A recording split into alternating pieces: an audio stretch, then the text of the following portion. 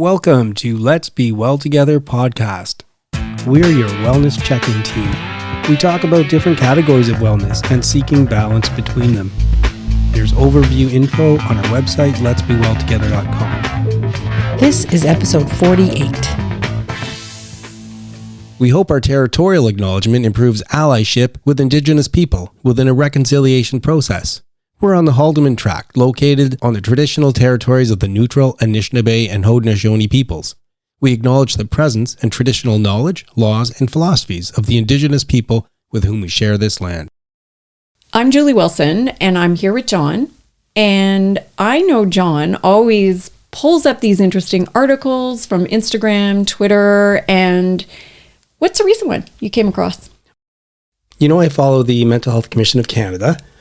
And that's a site I like. I often find good stuff on it. One of them that came up, it had to do with quick tips to reduce anxiety. And we all face anxiety. Yes. If you're listening to this show and you never get anxious, you're very lucky, because almost all of us have periods of anxiety. Now, we have different levels and we have different reactions. But, you know, some of us experience it at a pretty high degree at times. And so what's really great about this little post is that there's 5 tips for what you can do immediately to try and just release the pressure a bit so that you can get control of the moment again. And then 5 tips of what you can do when you have a little more time, after the kind of the worst part of it's over. So I just wanted to go through the 5 in the moment and the 5 later tips. Oh, awesome. Okay. I'm going to take a look. So in the moment, and they give 5 tips. So the first tip is breathe. And on the commission site, they actually give an example of a breathing technique you can use, and it's called square breathing technique. So it's based on 4 seconds. You breathe in for 4 seconds, you hold it for 4, then you breathe out for 4 seconds, and then you hold it again.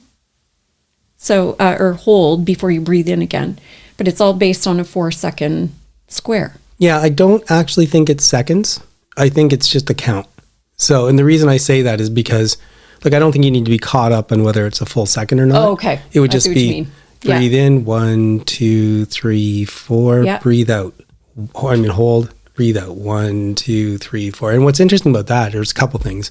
First of all, I started doing yoga a few years ago after being afraid to take it because I'm not flexible. And I was shocked to find out how much more there is to yoga than movement. And one of the key things is bringing yourself to the moment. And one of the key ways to do that is by focusing on your breath. So I think this is a great tip. If your head's spinning, you're anxious, focusing on your breath, I don't know why it works, but it does kind of bring you to the moment, and it makes you feel the physical in your body. And for some reason that takes you out of that zone. And another interesting thing about that breathing technique is there's something in running called entrainment. Oh. And what that means is timing your footsteps to your breath. So if you want to go out for a really long, slow, relaxing run, right, then you breathe on 4 steps. So 1, 2, 3, 4, you're breathing in. 1, 2, 3, 4, you're breathing out. You can only do that if you're going really slow. And the faster you run, the fewer steps per breath. So if you're going really fast, it's 1, 2, 1, 2, 1, 2, 1, 2. Oh, interesting. Yeah, so there's the breath can really have a huge effect on your state of mind and your metabolism. Well, not to mention a nice deep breath, you get lots of oxygen. True. Feeding those cells. So what's the next one? The next one is ground yourself in the present. Yeah, and that one to me, actually, the breathing actually helps you do that. Yes. Focuses on the here and the now. Let's just calm, breathe, focus. No, I agree. And some people, what they say there is another technique to do that is just run through your body. I feel my head. I feel my eyes. I feel my mouth. I feel my shoulders. Just go through each of your parts of your body. What do you feel in them? Exactly. And I've been in those sessions where we've ran mindfulness sessions where, yes, focus on the individual parts of your body. So yeah, the reason that helps me is because people worry a lot about the future and they stress a lot about what happened. And they often are being concerned about things that didn't even happen and never will happen. So you're worried about, you're really anxious because you've got to do something tomorrow. You've got to do a presentation and you think this is going to go wrong, that is going to go wrong. And you start to spin. None of those things are going to happen. Right.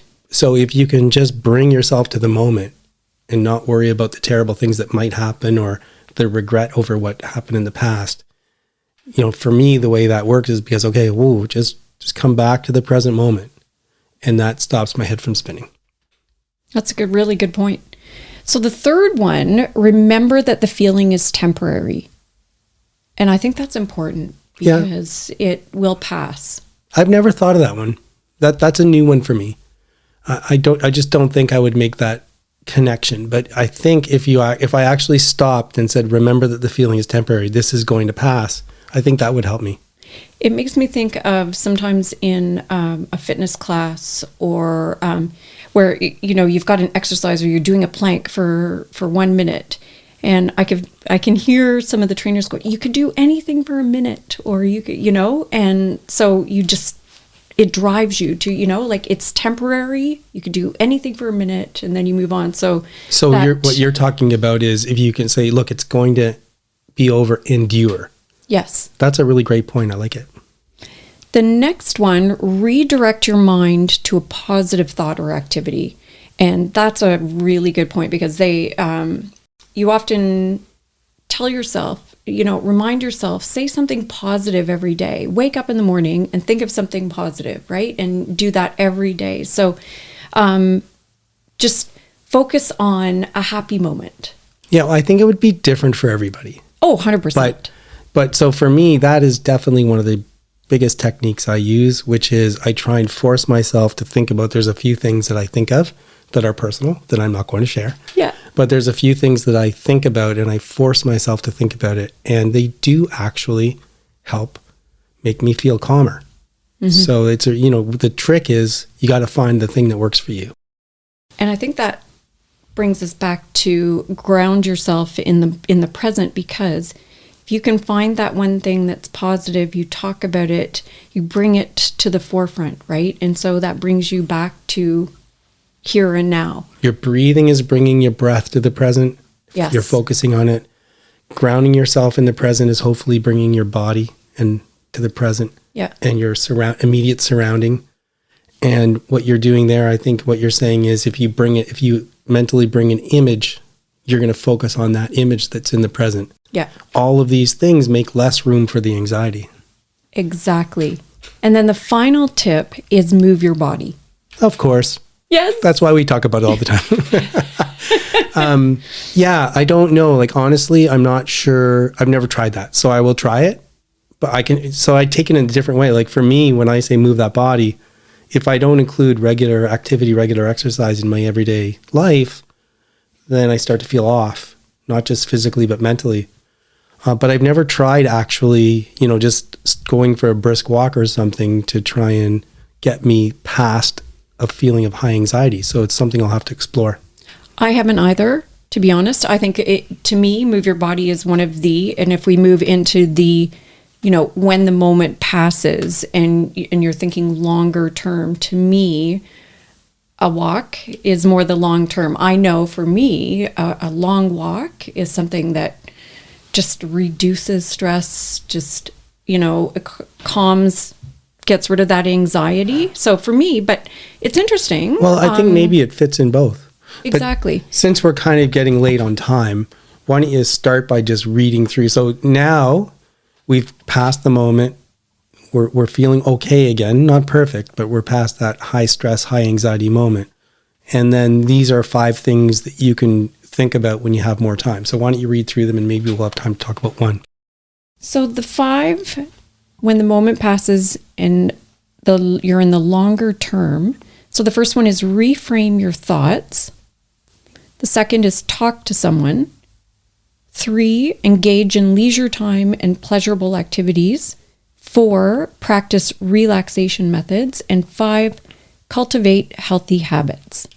You can take those in a lot of different directions. So for example, I think what you were just talking about, going for a walk as a long term, I would maybe fit that into 5. Not that we have to pigeonhole everything, No. But I think going for regular long walks is a great habit, a nice, healthy habit. Yes. And we know how important habits are in developing those habits and getting into the routines. That also, routines, I think that's another unique technique for reducing anxiety, which obviously they're fitting it in there, but the habit forming. You have something that grounds you, right? When you develop a habit. Right. And I guess the last one just that I would mention, the talking to someone. That's a message we're trying to communicate to all our listeners. You know when you feel like you want to talk to someone. And for a lot of us, myself included, I bury that usually.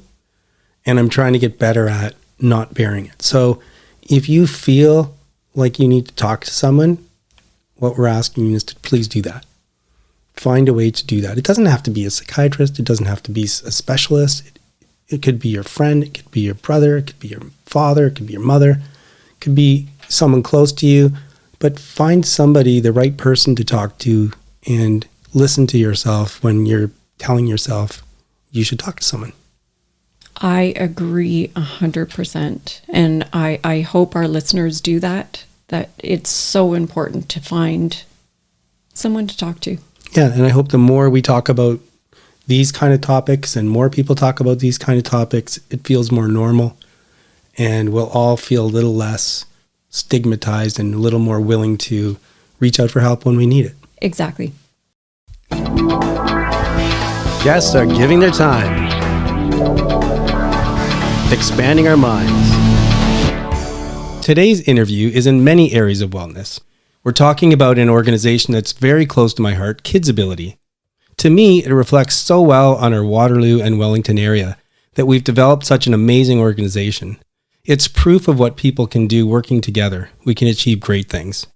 And I'm with Linda Kenny, who's not only Chief Executive Officer of KidsAbility Center for Child Development, she's a friend too. KidsAbility is a leading provider of children's rehabilitation services in Waterloo Region and Wellington County. Prior to her appointment to KidsAbility in April 2013, Linda was CEO of the Ontario Association of Children's Rehabilitation Services, the provincial umbrella group representing all 20 children's treatment centers.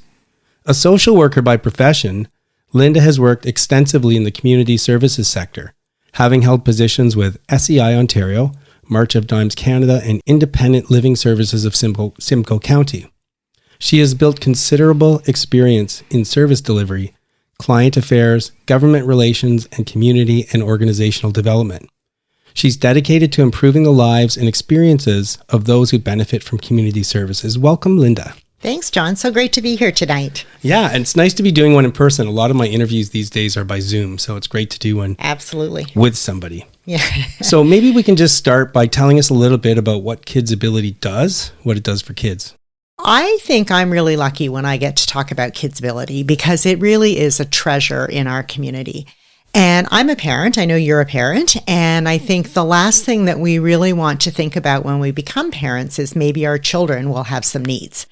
And so when that happens and we recognize that a child is missing some developmental milestones, or maybe their speech isn't developing properly, or they've been born with some sort of condition, that's the worst feeling as a parent, to feel that you absolutely, have a child that needs help and you don't know where to turn. And I think the fact that we have KidsAbility in this community brings a sense of well-being to so many kids and families. Because I often see families walking through the door for the very first time, really, honestly, quite scared, because they don't know why they're there. They don't know what's wrong with their child, but they walk through the door, and often I get to sort of witness that they walk out the door with a sense of hope that they didn't come in with. And that doesn't always happen in one visit. But I think it is a great opportunity for families to see what kids can achieve when they just need a little extra help sometimes. And I want to be a little careful about language too. So, because what I want to ask is things like, what kind of needs do the children have? What kind of conditions or challenges? And before I do that though, I think it's fair to say that we avoid words like disability and stuff like that. Is that right? Yeah, I think we're really our job is to really look for the ability and find the potential in every child. We don't need a diagnosis for kids to come to our services. I mean, they come because a parent or a childcare worker, a teacher, maybe a pediatrician recognizes that something might be, there might be a need for that child. And sometimes kids come with diagnosis, but that doesn't really matter to us. We will see a child because they have a developmental need, and if we can meet that need, then that's all we need to know. And I know there are so many different kids in different situations, but what are some kind of the general needs that the kids face, the ones that are getting help from you? Yeah, so I think the biggest service area that we have is speech. And there are so many kids in this community. And I run into families all the time who tell me that their child came to KidsAbility for speech, and they might have been with us for, a short amount of time, got the speech therapy that they needed, and, they're going on and living their lives, and we don't necessarily see them again. That's our biggest service area. We also see a number of kids that might need a variety of services. They might need speech, occupational therapy, physiotherapy. Those are kids that tend to be with us for a longer period of time. We have more goals to work on with those kids. And probably kids with the really highest intensity of needs can be kids with autism. Those are kids that really sort of will need an intense program for a period of time, may be with us for years and years. So we've got everything from, a small amount of need to a large amount of need. And altogether, that adds up to about 15,000 kids a year. That's amazing. And obviously, we don't have time to cover all your programs, but can you give us a general sense of what many kids can expect when they come in terms of what kind of services and who do they meet with and how does that work? So really, kids don't actually know that they're in service when they come to KidsAbility. Wow. They think that they're coming for a play date, and they will often say that they're coming in to talk to their friend Martha or their friend Katie, or they're going to play with their friend Matthew. And they don't actually realize, because it's play-based therapy, that they're working. And, we might have them in center for about 45 minutes, but that session includes parents in the room, because parents are taking what they're learning in the class or in the therapy room, and they're taking that home and they're practicing those skills and they're working on those skills, and then they're coming back and the therapist is noting that progress and then, providing some new exercises and some new toys and games and stuff to keep that child moving along on their developmental path.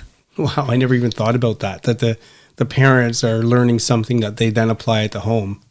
And it just develops. Yeah. So kids are with us for maybe 45 minutes, but they're home 24 hours a day. Right. And so it's really important that it's family-based, that it's family-driven, that families feel like it's meeting their needs as well as the child's needs, because that's what's going to be successful if they feel they can implement at home as well. Okay. So it's not fair for me to ask you to pick a couple kids out of 15,000, but can you give us kind of maybe a couple examples, or even one where a child came, had some needs, had some help, the parents also, and it turned around, and how that made the kids and the parents feel? So, we hear a lot, John, about those really great cases, where a child learns to take a step or say, I love you to a parent. And those are like amazing, heartwarming stories. But, I can tell you the ones that really sort of get me are the ones where kids come and they've had maybe some sensory issues, maybe some behavioral issues, something that has prevented them from maybe making friends and working well or being well with their peers. And they come and they do some work with us. And then the next thing what we hear is they got an invite to a birthday party, or they got asked to someone's house for a play date. Those are just as successful as the kids who learn to take their first steps at KidsAbility. And we celebrate all of that. You're right. We tend to want to look for like the classic major example, but usually there's so many amazing smaller ones that are big to the kids. Well, and we know as parents, what it's like when you help your own child through a heartbreak, right? So I think those are the ones that maybe as a parent I can relate to, the day that your child comes home with like their first birthday invitation in their hand and how happy and excited they are for that. So I love when I hear those stories from parents. Yeah, let me just talk a bit about the parents, because in my life, I think that one of the worst feelings I could have is feeling helpless, not being able to help one of my kids in a situation, whatever that might be. Yeah. So I just can't imagine some of the parents who must have felt helpless, and then they find out about this. Do you have any stories that you can remember, or any anecdotes with a parent who when things turned around, just had a changed view of things? whenever you realize that your child may have a need that you did not expect, there's a lot of change that happens in a family, and a lot of change that happens, I think, between or amongst family members with that. Our social workers do a really great job in helping families reclaim those dreams. And maybe those dreams are like way different than what they thought they were going to be. But whenever you can truly see the potential in your child, and maybe it's different than you thought it was going to be on the day that the child was born. But I love those stories where, parents are just celebrating every time. We call them, I used to call them inch stones instead of milestones, because for some kids, that's exactly what it is. Like you mark every single little progress along the way. Well, that's amazing. And then, I have to at least ask, because I know that this is expensive treatment and you need help from a bunch of different sources. As CEO, you've got your finger on the financial pulse. So where does the financing come for something like this? So we are largely funded by the Ontario government, the Ministry of Children and Community Services. But I will say that the funding that we get does not keep pace with the need. We're really lucky in this community because we are really well served by the community. We have a foundation that asks our community to step up and help kids, and they come through like all the time. It is totally amazing. At any given point, I would say 10 to 12% of our budget comes from donations. And that allows us to do things that we would not be able to do for kids and families without that support. But in addition to that, the part that's hard about my job is the kids that are sitting on a wait list, the kids that need to come through the door and we just can't let them in because we don't have the resources. And so we're continually talking to government about the need. We're continually talking to our community about the need. And we're doing everything we can to stretch every dollar to make sure that, it gets us as many kids through the doors as possible. So if you're helping about 15,000 kids, I take that, is it in a year? Yeah, that's right. And would there be a waiting list for more kids waiting? Or? Oh, yeah. Oh, okay. Yeah. And I think the number of kids waiting is sort of, it's a factor, but I think the length of time that they wait is a more important consideration, because you can have 2,000 kids waiting, but if they wait the right amount of time, it's different than you have a small number of kids waiting, but they're waiting far too long to get what they need. So unfortunately, right now we have a perfect storm. We have too many kids waiting and they're waiting too long. That's the hardest part for our therapists. That's the hardest part for our administrative staff, is to have to sort of say to a family, we know you need us, and we have to ask you to wait. And what would be kind of too long? Like what if you're in a kind of a sweet spot, how quickly are kids moving from getting on a list and getting treatment? I think it depends what they need. Like the kids with the greatest needs get in sooner. I will say that for sure. But, if you identify a child that has a speech need, for example, and that child sits on a wait list for 6 months, if they're 2 years old, that's a quarter of their life. Right. And the longer that they wait, the further away they get from those developmental milestones. And we just really hate when that has to happen. I know it's maybe not the right analogy, but I remember when my kids were really young, they took some languages. And they just picked it up so fast, right? Yeah. And it makes me wonder, is there kind of like a sweet spot at a kid's age too, where if you get treatment in that window, it makes a much bigger difference, so it's easier to teach them then than 2 or 3 years down the road? Yeah, I think I don't want to speak from a clinician's perspective, because that's not my area of expertise. But I think there's a lot of validity in that statement, and we know that early intervention pays out. And, so if you can get a child, for example, with a speech need or a sensory need or something, and you get that need met early, they're going to have better likelihood that they're going to make a better transition to school, and they're going to have better educational outcomes, and they're going to have better social outcomes. And I think there is absolutely evidence that supports early intervention works best for everybody. Okay, so I warned you that time was going to fly in advance. I say this. Well, it's always great having a conversation with you, John. So. Well, thanks. I appreciate that. So, but before I turn to my last question, a couple things. So if somebody does feel inclined to try and find a way to help you, how do they find you? The organization that they can donate to. And secondly, is there anything else you wanted to tell us before I move on to a different topic? So I would absolutely invite people to find us through our website, KidsAbility.ca. We have a really amazing foundation that does great work getting the word out about KidsAbility, the need, and some of the great stuff that's happening within our walls, and I guess now in this new world beyond our walls. So I think that's a great way to go. We have lots of organizations in the community that will do like what we call third-party fundraisers.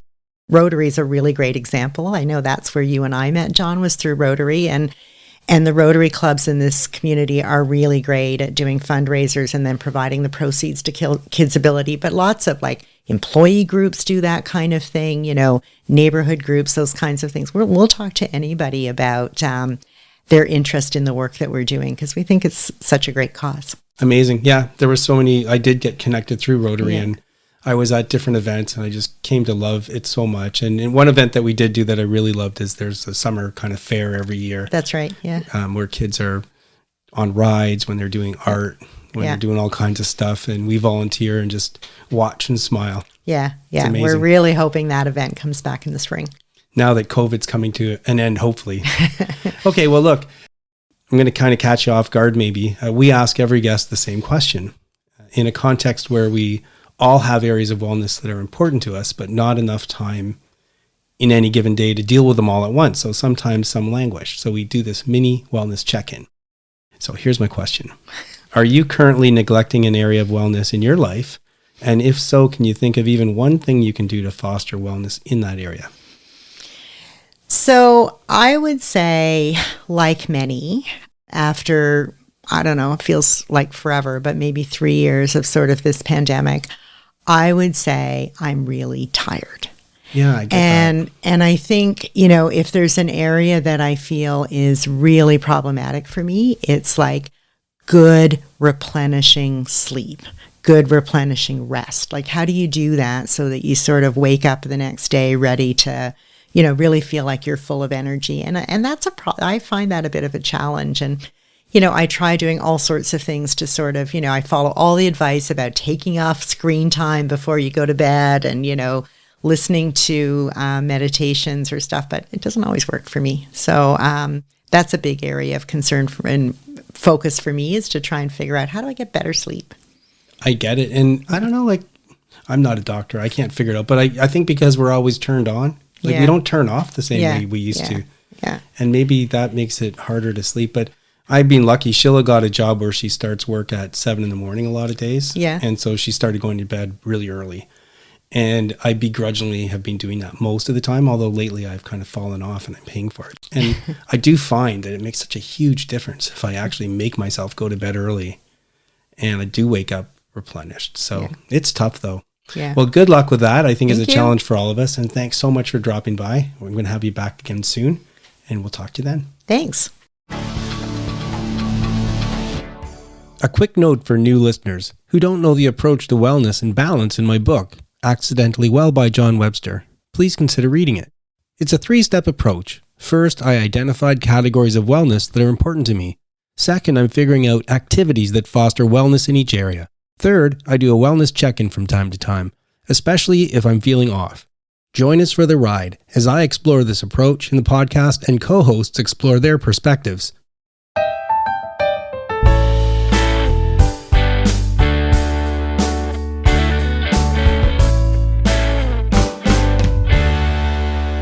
I'm Cameron, and welcome back to another installment of The Adventures of the Starving Artist. Today is a quick segment about one of those things that comes up on you, sneaks up on you, in a good way. So earlier this year, it was brought to my attention that the city of Ottawa, which is where I'm living right now, was doing a thing where they were basically putting out feelers to the musicians in the community here that said, hey, if you live in Ottawa and you've got some music out there, why don't you submit it for consideration for the city hold music? So when you call someone like the cable company or whatever, or the city in this case, right? And you get the hold music in between switchboards. Sometimes it's pretty brutal stuff. And so I thought it was a kind of cool initiative that Ottawa would take local musicians and take their songs and put that as the hold music. Pretty cool, right? So I thought I would take a shot at it. And I submitted a couple of my tunes. And about a week and a half, 2 weeks later, I got an email back that basically said, thanks, but no thanks. And that's okay, I didn't get my hopes up super high. And getting rejected is part of the gig, it just leads you to the next one. So you just roll with it. And I kind of just put it to the side after that point. I thought, I took a shot at it. Gretzky says, you miss 100% of the shots you don't take. At least I took the shot, right? And I moved on. So a couple months went by, I hadn't thought anything of it. And then yesterday, I got an email that said, hey, by the way, the city of Ottawa has added one of your songs to our playlist. You can check it out here. So I did, and sure enough, they added my song, It's All the Same, to the City Sounds playlist for 2022. So that's kind of cool. An unexpected win that snuck up on me out of nowhere. I guess it just goes to show that even when you put something to bed and you think it's all finished, other people have other plans. And in this case, those plans worked out in my favor just a little bit. So that's the City of Ottawa 2022 City Sounds playlist.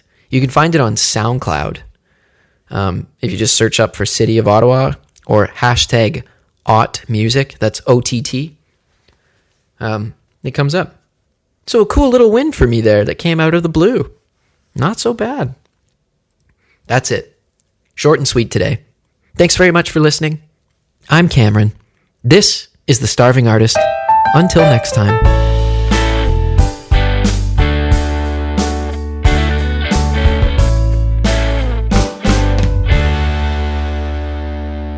We love our listeners and thanks for joining us. Please help spread the word about Let's Be Well Together podcast. Follow us and rate us on Spotify, Apple, Google, or your favorite podcast platform. Follow us on Instagram at lets.be.well.together and let your friends know about us. Move that body like we're meant to do. I enjoy talking to people about any form of exercise, making it part of our everyday life, keeping us active, which helps us in all areas of wellness. But I really like it when I talk to people about something I don't do and don't know anything about. And tonight I get to talk to Sydney Stortini about two things I've never done, wakeboarding and paddleboarding. Hi, Sydney. Hi, nice to get to know you and be on this podcast today. Welcome. I'm so glad that you could be here, and thanks for volunteering. Thank you for having me. So tell me a little bit about wakeboarding and paddleboarding. I know they're quite different, so why don't you just give me kind of an overview sense of each? Wakeboarding is one of my favorite summer sports to do. We tend to do it up at my uncle's cottage or at our old cottage. And basically the way it starts is you have a board in the water. You're not necessarily strapped into it. And then the boat has a rope attached to it. And then you have the handle of the rope in your hands.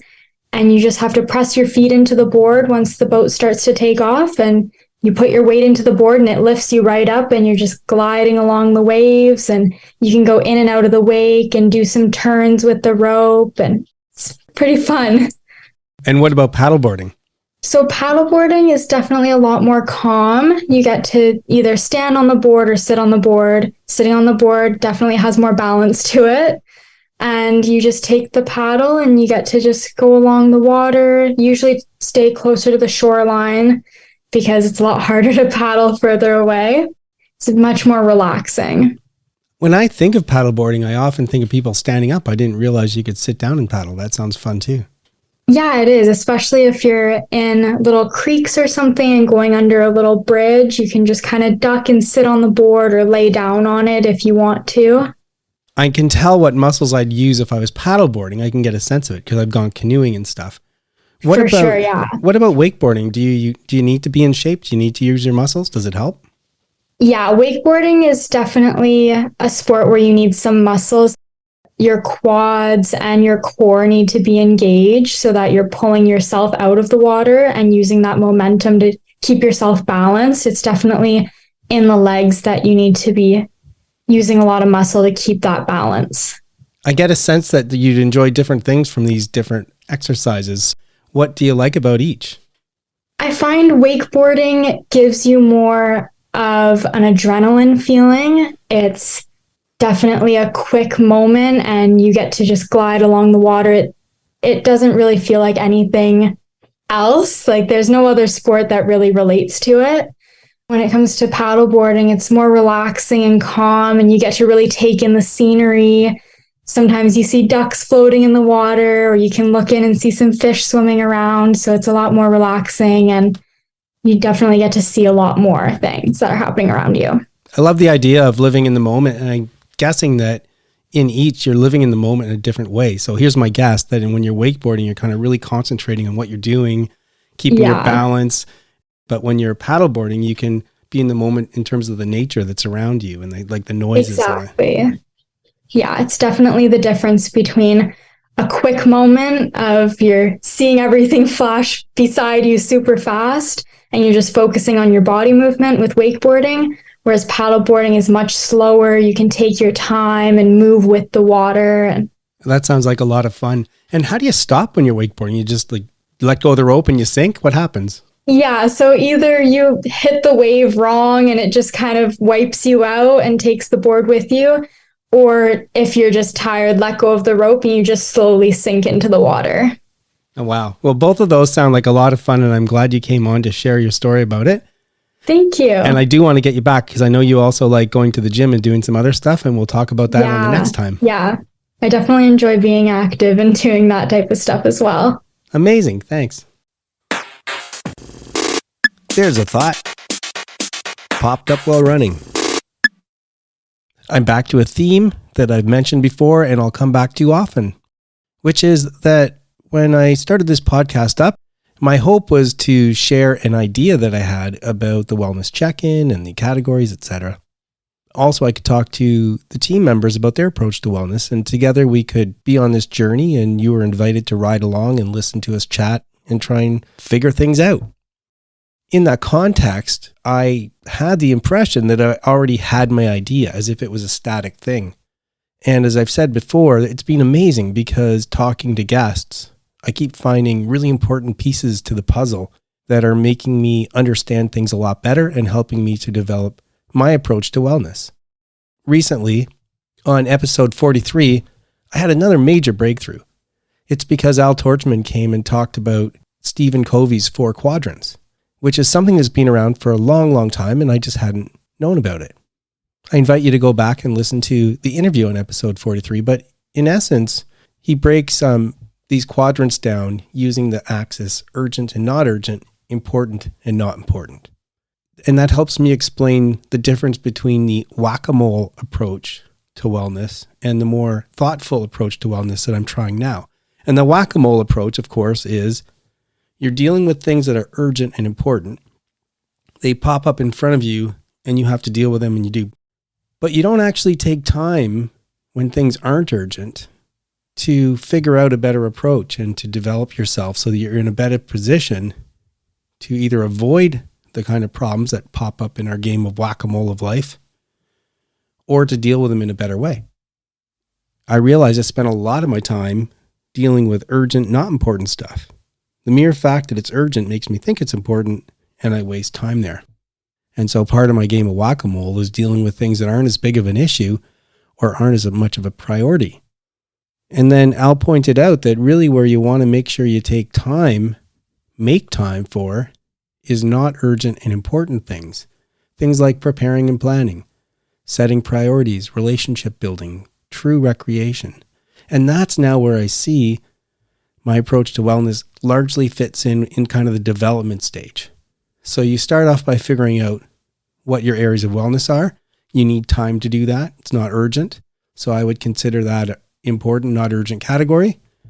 You need time to figure out what activities foster wellness in those areas, which are the facet activities.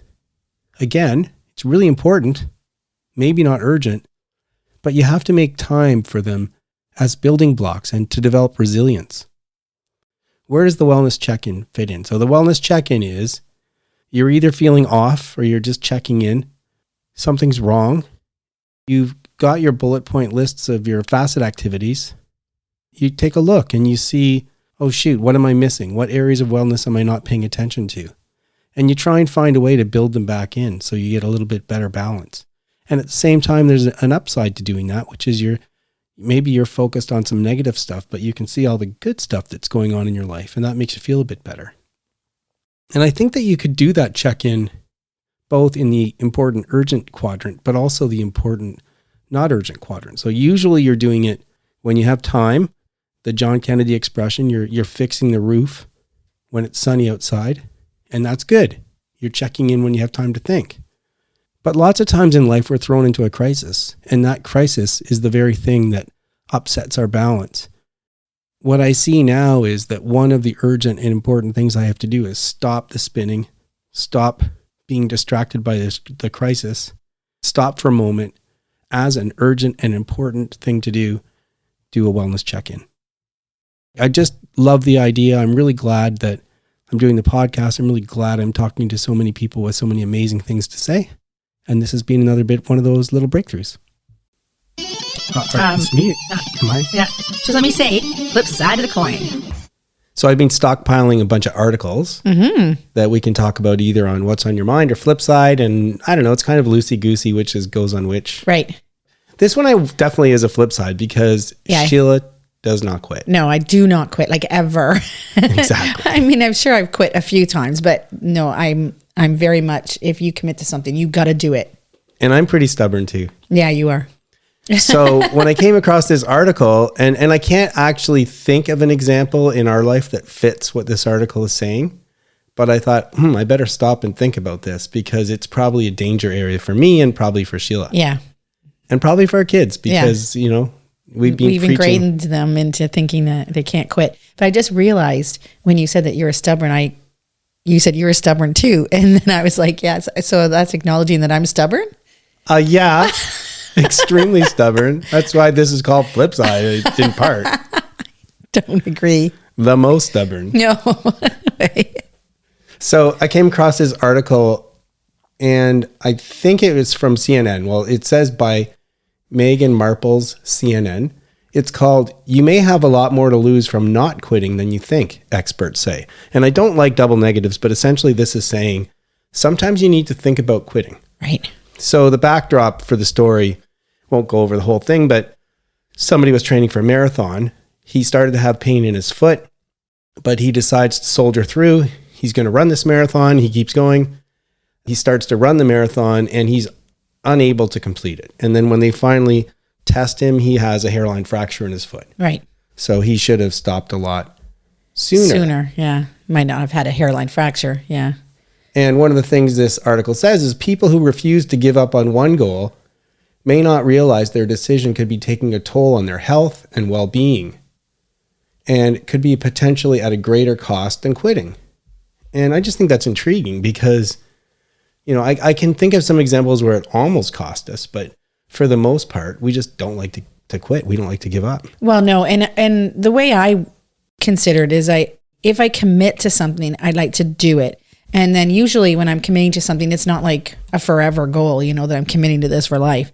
But then when I finish it, then I'll kind of reevaluate and decide whether I should continue doing this or not, or et cetera, et cetera.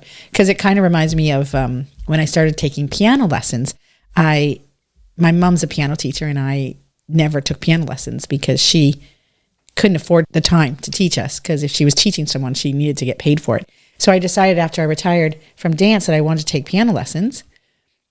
And so I did. I started taking it and I realized how hard it was. It was so difficult. I know. And just to jump in for a sec, I remember coming home and because we had a piano in the house. Yeah. And I would come home from work and I would hear piano being played and it sounded like a child was playing a piano. Yeah.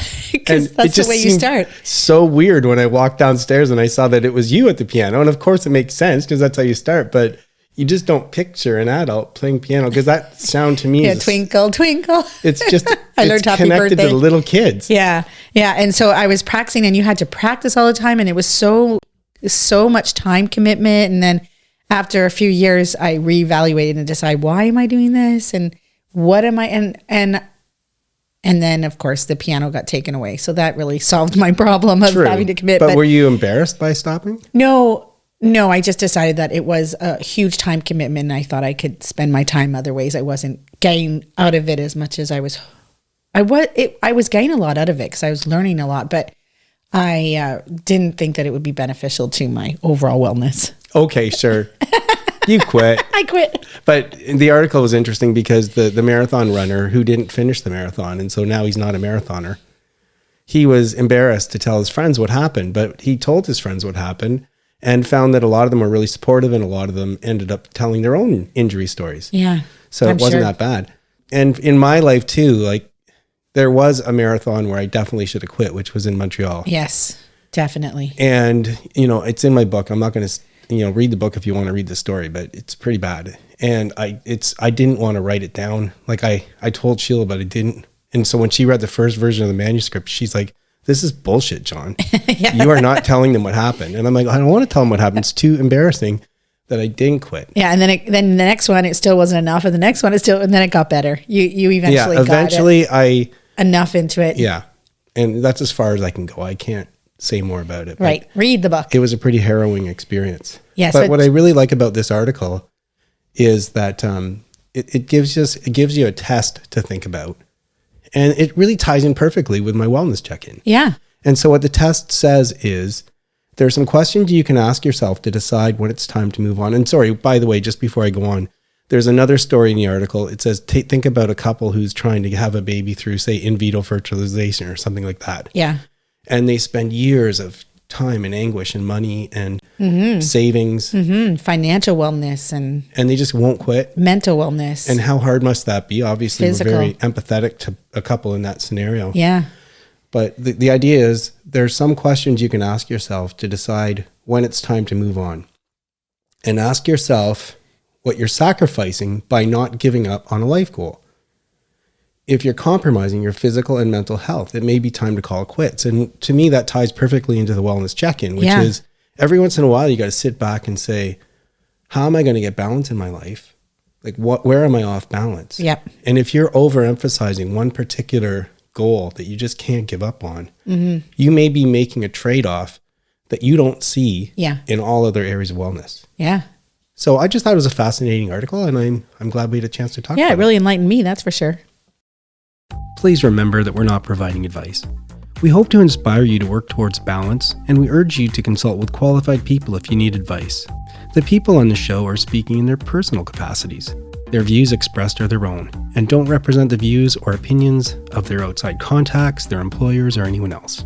We try to get things right, but we can't guarantee everything we say is correct, or that the things we talk about will work for you. Let's be well together, and let's be sure to do that in a safe way. It's sign-off time, and it's John and Sheila. Hi. It's the holidays, and so we didn't want to interfere with other people's family time. We're doing a quick sign-off with just the two of us this week. Mm-hmm. So, Sheila, what are you up to? Well, I just wanted to comment on last week I had some friends over. Since we've moved to Kitchener, I was trying to connect with some of my Kitchener friends, and these particular women, there were 6 of them, I went to grade school with. So, can I just jump in for a second? Yeah. But actually, this was not this past week, the week before. Right. We just forgot to mention it somehow. I know. Oops. Sometimes that happens. But yeah, so 2 weeks ago, and I got together with these grade school friends. I tried to connect when I got here, but, people change their names and they're not all online or whatever. So I couldn't connect. And I just happened to. Plus, what are the odds of connecting? I could get high school, but connecting with 5-6 people from grade school, that's crazy. And the fact that they're all still in the Kitchener-Waterloo area, amazing. It was amazing. So I had a wonderful brunch with them, and hopefully we see each other once a month. And that was just fabulous. And now it's Christmas. And I don't know what everyone else's weather is like, but here we had a little bit of a blizzard. So a lot of driving got canceled and a lot of plans got rearranged. So we are dealing with that. I hope you're all having a lot of great family time during this holiday. And what about you, John? Well, I'm one of those people who is having a lot of great family time. You're right. We haven't connected with all the people we wanted to connect with already because we've switched the schedule up a bit. We're doing this on Boxing Day. Mm-hmm. We would have been meeting with some of our family a couple days ago, but we're now going to do that today. So that'll be great. Yeah, hopefully. But just hopefully they'll all be here. Yeah, that's true because some of the roads are still closed. Yeah. Now, I love Christmas. It's one of my favorite times of year. Yeah, I think it is my favorite. I think it is mine too. So I'm really enjoying it. Plus the way the holidays work this year, it's a really nice break. It just flows in a nice way. So you really feel like you have time off. We went to a family sing-song last night that was a lot of fun. Mm-hmm. Sheila has lots of brothers and sisters, and we all go over to one of their houses, and her mom plays the piano, and we all sing. It's hilarious and fun. Lots of laughter. I'm a really kind of nut when it comes to making playlists. I'm a big music person. So I made a Christmas playlist. It's got kind of newer stuff, not too many of the super old ones. Something that's really nice to play in the background. If anyone wants to listen to it, it's on Spotify. You'd have to do a search for Christmas GT, capital G, capital T. It's hard to find, but if you can find one that says Christmas GT with a picture of a snowman on the left and Santa on the right, that's the one we made. Yeah. No, not we, you. Yeah, but you gave me lots of input. For sure. I might have said no, yeah. So I'm just kicking back, enjoying this season, feeling really refreshed, feeling like I'm probably eating a little too much junk food. Mm-hmm. So 'tis the season. Kick things back into gear on the exercise. Well, let's do it in the new year. Let's wait a little bit longer. But for now, just enjoy it. Enjoy the family time, and I hope all our listeners are doing the same thing. Agreed. That is it for today's show. Please try and make wellness a priority. You deserve it. If you feel the need to talk to someone or ask for help, please do that. Accept yourself for the person you are. So long. Adieu. Auf Wiedersehen. Goodbye.